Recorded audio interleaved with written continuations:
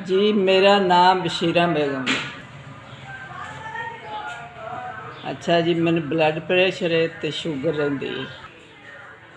ये 2 साल हो गए ने मैंने बीमारियां लगी ने ते बच्चों च इन्नी हिम्मत कोई नहीं कि दवाई दारू लैके देंदे रहेंगे हैं।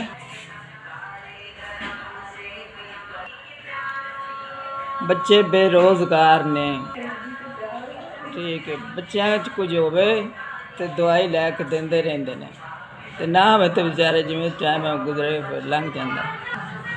कभी दवाई हथों में बैठा रहता है जी। अल्लाह ज़ात ते वक्त गुजरता है फिर हैं। दो दो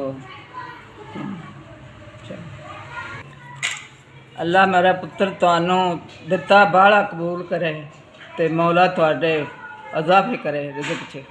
4000 रुपया पर गया है, ठीक है। 4000 रुपया तुहाडा मेरे तक आ गया। हाँ, दवाइयां नहीं लवां दी इहदे नाल हैं। आमीन।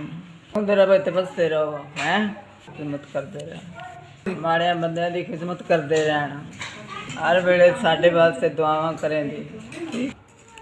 मैं तुहाडे वास्ते दुआवां करदी रवांगी।